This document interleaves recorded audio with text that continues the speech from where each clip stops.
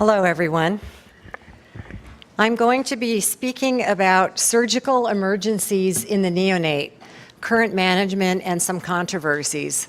I did have some slides on congenital diaphragmatic hernia that I took out because I realized there was a talk right before mine, but that one was more obstetrically oriented before the baby is born. So if I have time, I will continue with the slides that I took out for congenital diaphragmatic hernia.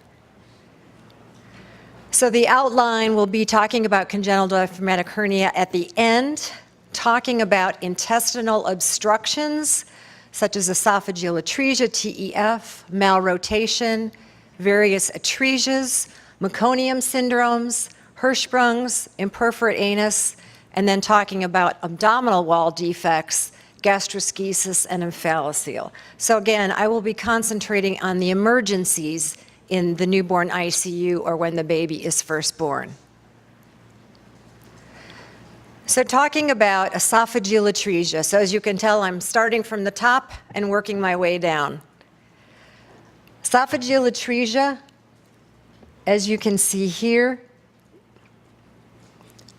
is when there is a connection with the esophagus to the trachea, the fistula right here, and the atresia from the esophagus. Again, you can see here that there can be a fistula right there, even though the esophagus is intact. And in the old days, we used to put a little bit of barium down there, and you can see the pouch here. And again, the fistula right here. So you can have an esophageal atresia with or without tracheoesophageal fistula. Generally, the atresia is a blind pouch. You cannot pass an OG tube, and that is often how the diagnosis is first made. The TEF is an abnormal connection between the esophagus and the trachea. They can be independent, but do occur together about 86% of the time. Clinically, the baby will present with excessive drooling, wet crackles after feeding, difficulty breathing when feeding or after, because they're at very high aspiration risk. Usually they need some suction, but it will be in the pouch, not in the stomach. Again, there are various types of esophageal atresias, TEF. Here there is an atresia and atresia no connection, but the most common is the esophageal atresia, then with the distal fistula, 85% of the time. But as you see, there can be the H-type fistula about 2% of the time. And then multiple fistulas can also occur. So again, as we talked about, inability to pass an OG tube, you can see here that it's stuck in this air-filled pouch. You can either have distal gas or no distal gas, depending on if there is a connection with the trachea, and as we talked about, the saliva aspiration and the GE reflex. So the management includes minimizing positive pressure ventilation, because you don't want a lot of air to go into the distal bowel. It is important to evaluate for VACTERL, which is vertebral anomalies, anorectal anomalies, cardiac anomalies, TE fistula, renal, and limb anomalies in English. Often these babies cannot feed for a long time, so there's long-term management needed, IV fluids with a central line. Obviously, a surgeon is required to fix the atresia, sew the esophagus together, and resect the fistula and anastomose any discontinuous segments. Depending on how far apart the two segments of the esophagus are, it can be a very difficult surgery or not that difficult. And then before feeding the baby, it's important to determine if there is a leak.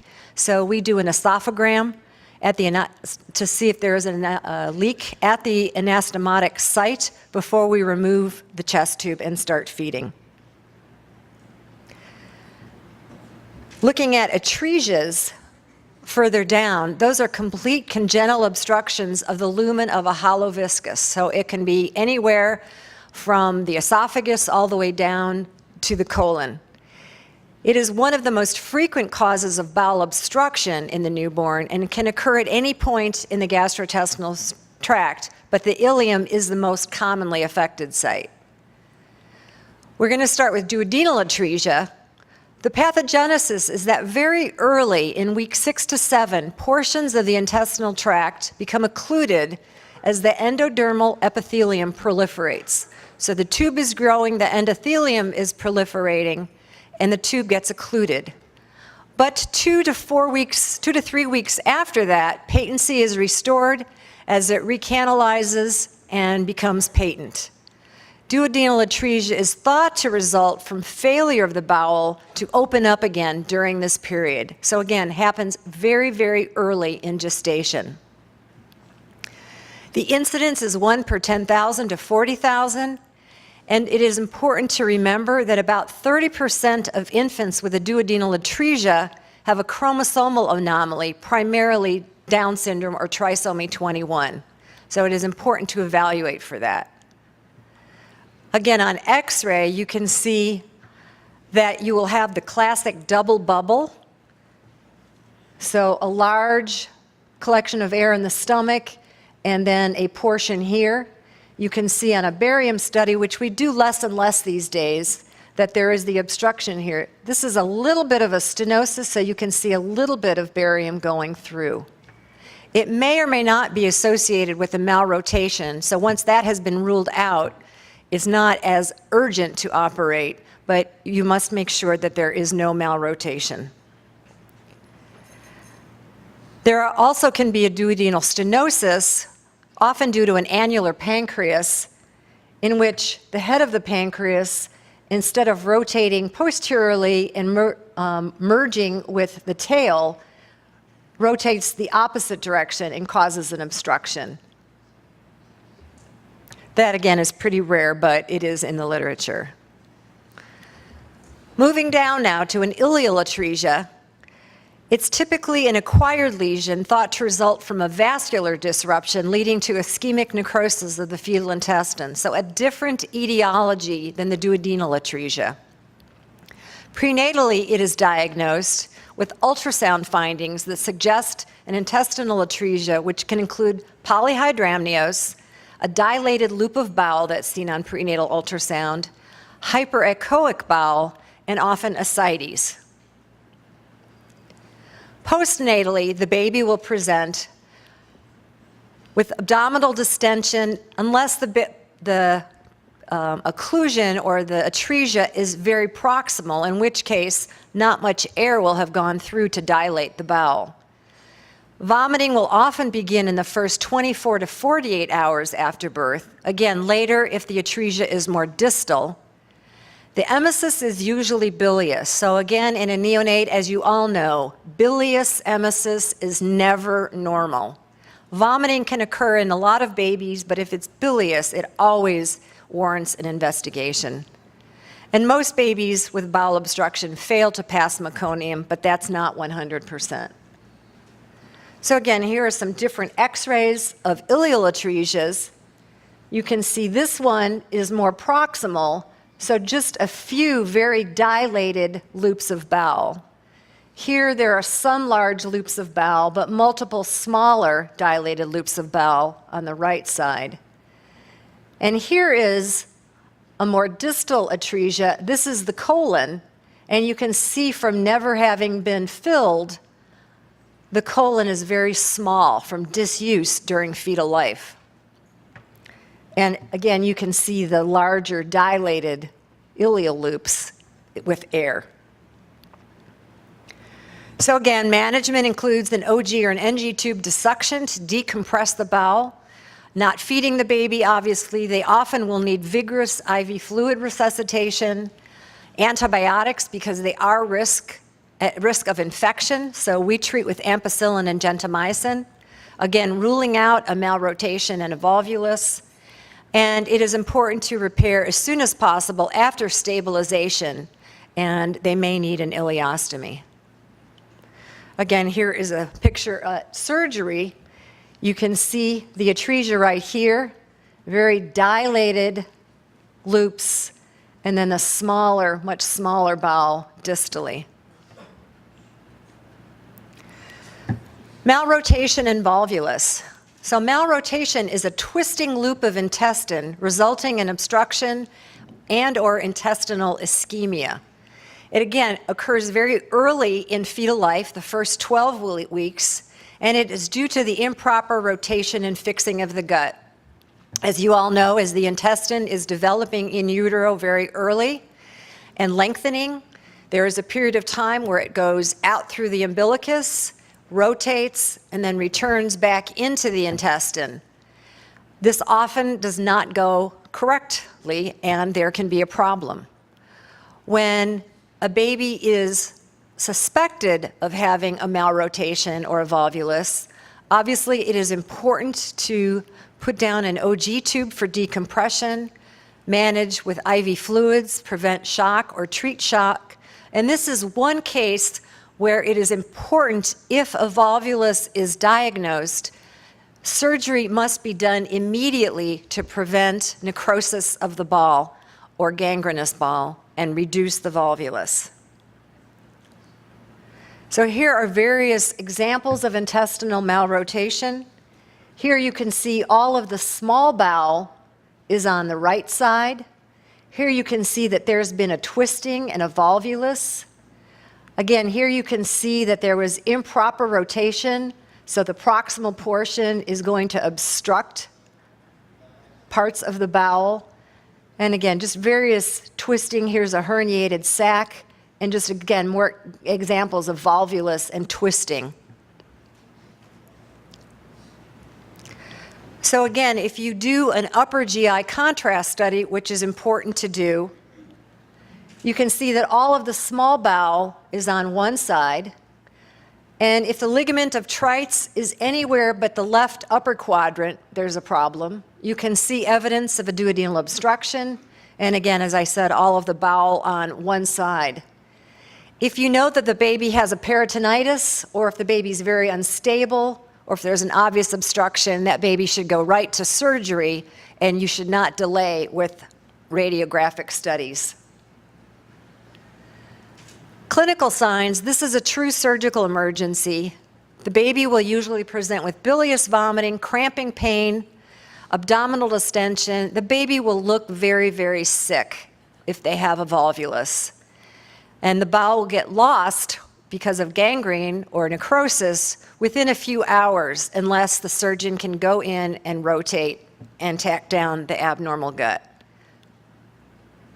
So again, seeing a midgut volvulus, you can see the abnormal twisting, and this is what it looks like on X-ray, the twisting here. At surgery, if it's not prompt, you can see that all of this bowel is already dead, and this baby's unlikely to survive, which is what we want to prevent with prompt recognition and diagnosis. Moving on to the meconium syndromes, meconium ileus, meconium plug, and meconium peritonitis. So it is important when considering a meconium ileus that you get a family history. There's often a history of polyhydramnios in the baby, failure to pass meconium, abdominal distension. You can often feel an abdominal mass, and there is bilious vomiting. Cystic fibrosis in Caucasians has a 5 to 6% carrier rate. So I imagine, given the Hispanic population here in Panama, there's also a significant number that have cystic fibrosis. In the US, it's about 1 to 1,200 to 25,000 per live birth, very rare in our Asian population. And again, future testing requires DNA testing and sweat testing. Meconium ileus is a bowel obstruction due to the meconium blockage of the intestine. This meconium is very thick, viscid, and inspissated, so it's just stuck. Again, it's very similar to what's going on in cystic fibrosis in the lungs. The mucus-secreting glands are abnormal, and so just like the lungs get plugged up with very thick mucus, it happens in the GI tract. And because of the obstruction, the ileum's dilated, thick-walled, and it's packed with an abnormal stool. Again, about 18% of newborns with an intestinal obstruction will have a meconium ileus, so it is quite common. 90% of those babies with a meconium ileus will have cystic fibrosis, but only 10 to 15% of babies with cystic fibrosis will present with a meconium ileus. The radiologic findings, again, you can see bowel loops of varied size, unevenly distributed, as on here. And there's going to be a bubbly appearance of the bowel contents. You generally don't see air fluid levels, but you can just see this thick outlining of meconium that's just stuck. First, our treatment is non-surgical. We try a gastrographin enema to remove the obstruction. It's important to watch the fluid status very carefully after the procedure, since it works by pulling in liquid into the bowel, loosening up the thick meconium and allowing it to be pooped out. But babies can get very hypovolemic if we don't correct the fluid shifts. And then continuing rectal irrigations with 1% mucomist. But this can result in a perforation during the procedure, so surgical intervention should be immediately available on site. And then surgical intervention, if the gastrographin enema does not work, the surgeon will have to go in and just literally go into the small bowel and pull out the thick meconium. And you can see the obstruction here, and you can just see this thick meconium that's stuck. Again, as we talked about, there can be perforation of localized gangrenous volvulus. It's a complication, and meconium peritonitis is often common too from the perforation that can occur with a meconium ileus. And meconium peritonitis can occur in other in utero perforations. A meconium plug is a little bit different. It's a firm white plug of meconium mucus that blocks the descending into sigmoid colon. So here you see the meconium, but this white plug sort of stuck in there. Again, about 14% of CF patients will present with a meconium plug. It's associated also with prematurity, Hirschsprung's disease, small left colon syndrome due to diabetes, and hypothyroidism. Again, looking at the film, you can see these plugs, which look similar to the meconium ileus. Again, the treatment is an enema gastrographin, so the same technique is applied, and most of the time, 70% of the time, the patients will expel that one plug and be fine. But there are some times where surgery will need to occur to physically pull out the plug and the meconium that's blocking around there. Hirschsprung's disease, again, is a very common problem that we see a lot in our NICU. It is when all or part of the large intestine has no nerves or ganglion cells. The incidence is about 1 to 3,000 per 5,000, and more frequent, 5 times more frequent in males. Again, about 5 to 10% of babies with Hirschsprung's disease will have Down syndrome, and it is diagnosed by the rectal biopsy at the bedside, although it may then require going to surgery for definitive diagnosis. Again, if it is suspected, it is important to do rectal irrigations every few hours to promote stooling to prevent the enterocolitis that can occur with death if you do not treat this promptly. So again, we know the problem is that there is a portion of the gut that does not have ganglion cells, so the default without ganglion cells is that the colon is tightly constricted. So with this constriction, everything above will be dilated. So this part has the ganglion cells, but it cannot pass through the area where there are no ganglion cells. Again, the ganglion cells in utero develop from proximal to distal, and this is just an abnormality in that progression of the ganglion cells down along the GI tract. Again, constipation obstruction, the enterocolitis, which can present with fever, vomiting, and a high mortality if it's unrecognized. Talking about imperforate anus is a birth defect where the rectum is malformed. It may be a low lesion, but some infants may have a high lesion further up in the pelvis, and then will often have a fistula to the bladder, the urethra, or the vagina. Again, commonly associated with other abnormalities, and again, evaluate for Voctral. So you can see that many of the GI abnormalities are multi-system syndromes that require evaluation of the heart, the spine, the kidneys, and other areas. Again, surgery is either just opening up the abnormality or a rectal pull-through and allowing the rectum to heal. So again, in males, if there is meconium on the perineum, you can see that probably there's a small fistula, there might be some small obstruction, you can potentially do a single stage. But in males, if it is a higher up lesion, a colostomy will need to be performed in the neonatal period and definitive surgery months down the road. For females, again, it's often a fistula to just the skin, which would be good, but there can be a higher up fistula to the fourchette or the vagina with meconium coming out of the vagina. And for most females, other than if it's just on the skin, they will need the colostomy and again, definitive surgery later in life when the baby is bigger. Moving on to the abdominal wall defects, gastroschisis, here's an example, is a full-thickness periumbilical abdominal wall defect usually associated with evisceration of the bowel.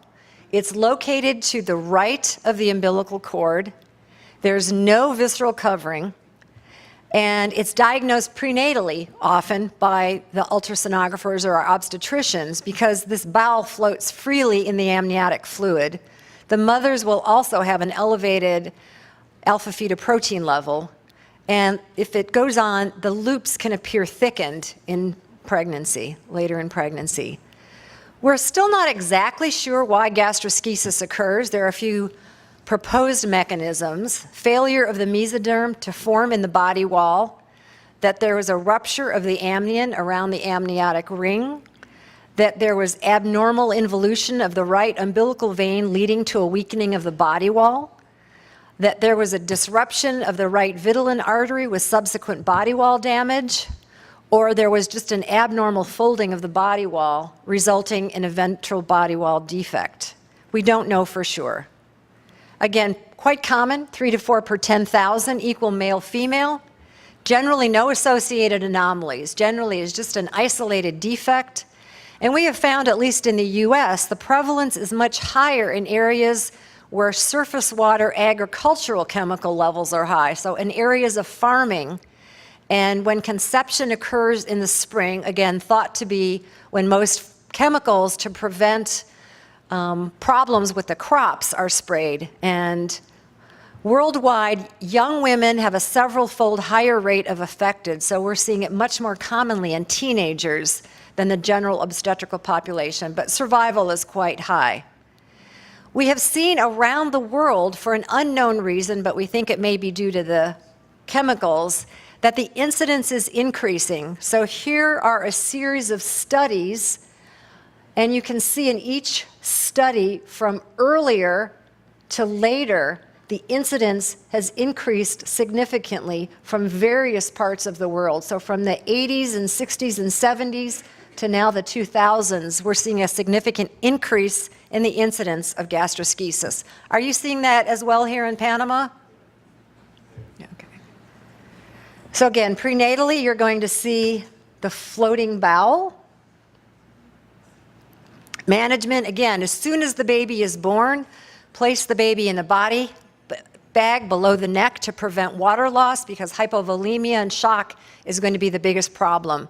You can cover with warm, moist saline, but you want to prevent any torsion because that bowel can be very wiggly outside. Keep the bowel visible.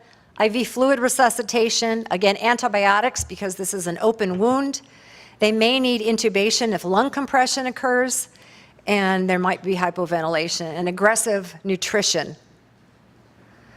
Again, here's a baby that has a silo, so this defect was way too large to do a primary repair. So if you can do a primary repair and close everything immediately, that's optimal.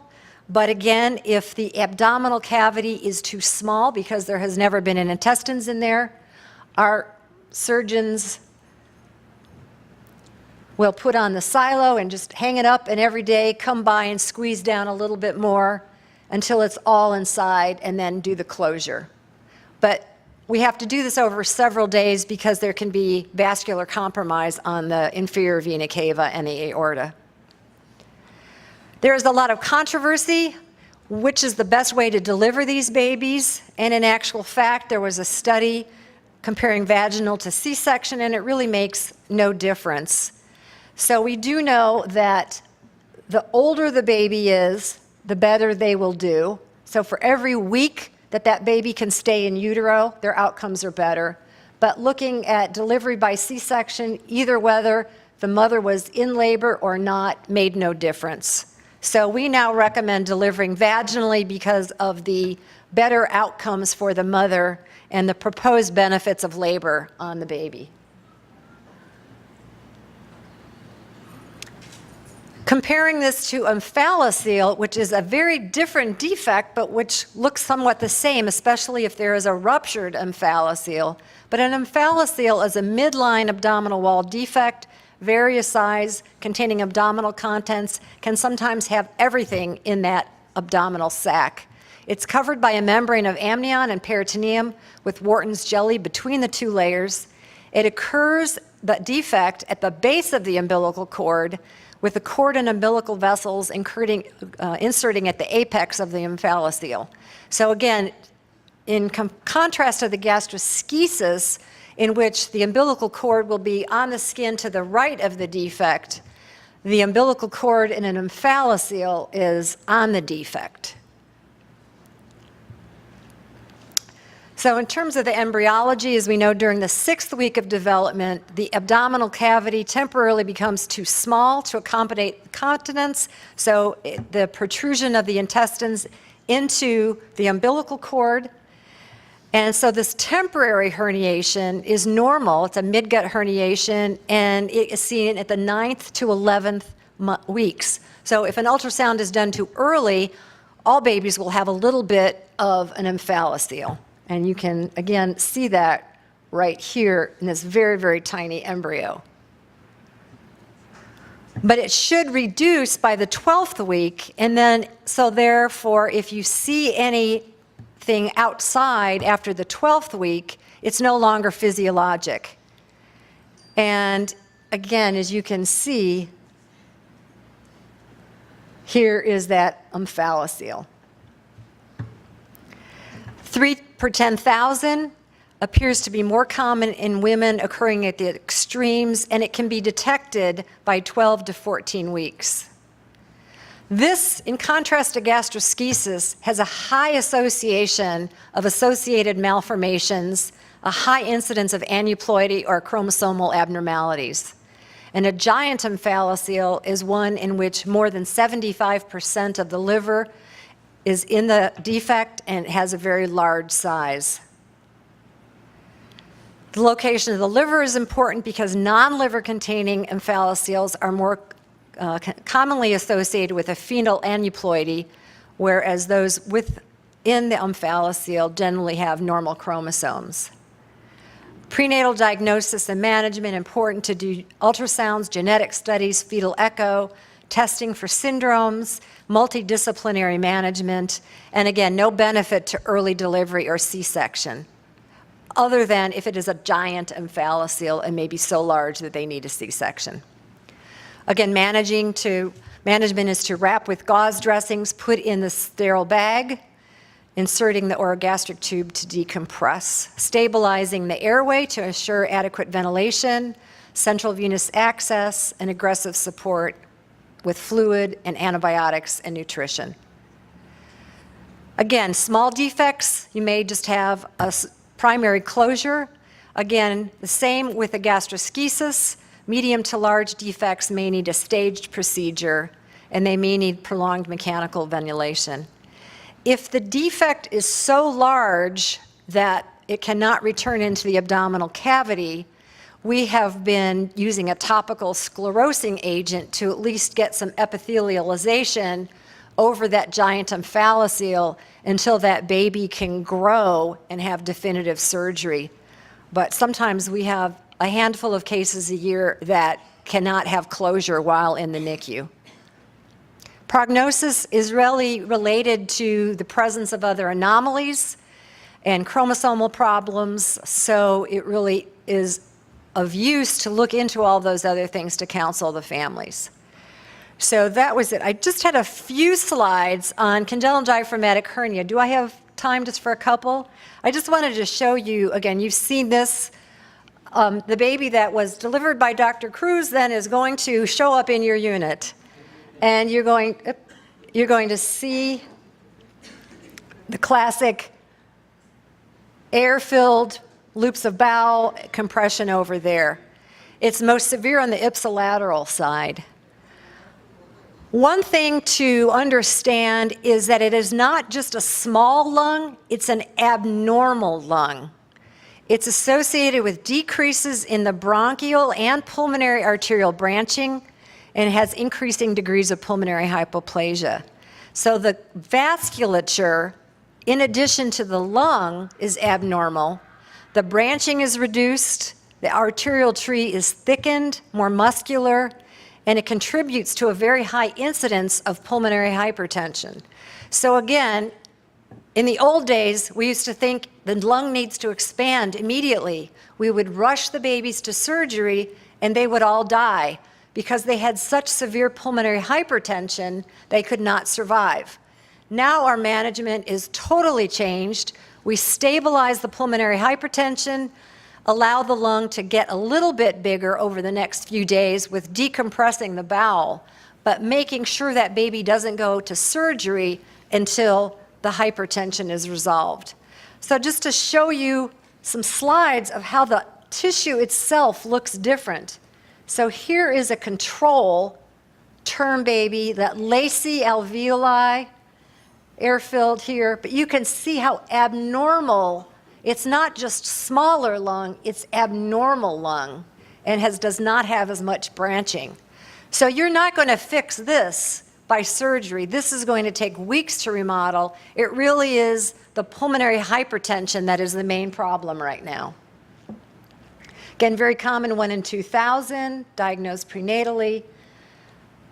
Surfactant is not helpful in the case of CDH. Permissive hypercapnia, again, gentle ventilation, unconventional or high frequency, allowing the CO2 to go a little bit higher, the pH to go a little bit lower, preventing lung damage, and treating the hypoxemia, using low volume ventilation if possible. Again, making sure blood pressure is maintained, sedation and pain control, but avoiding paralysis. Echo to rule out heart disease, and again, ECMO if needed, and the baby is viable, which you hopefully will be starting soon here in Panama.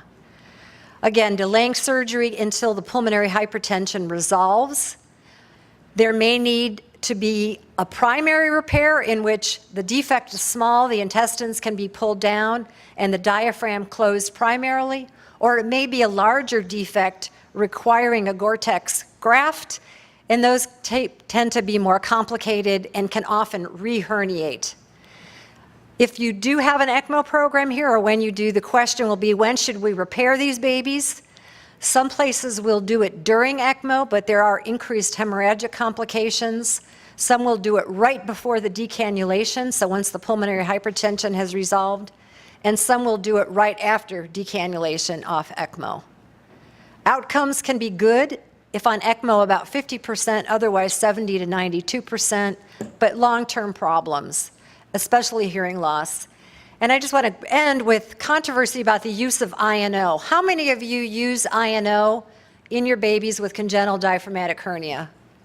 Raised hands. We do use it, but there have really been no studies to prove that it works.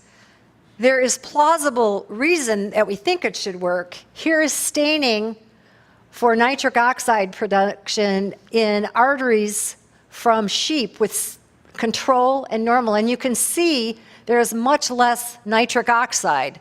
So it would make you think part of the problem would be that we need to replace that. We have seen in the US, we have been using more and more nitric oxide for CDH over the years, but the mortality has not decreased.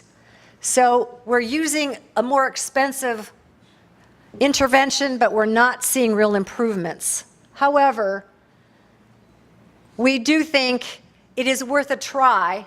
If there's no response, stop, but do not keep using the INO if you have not seen a response, and consider it as a bridge to ECMO in the critically ill patient. Muchas gracias.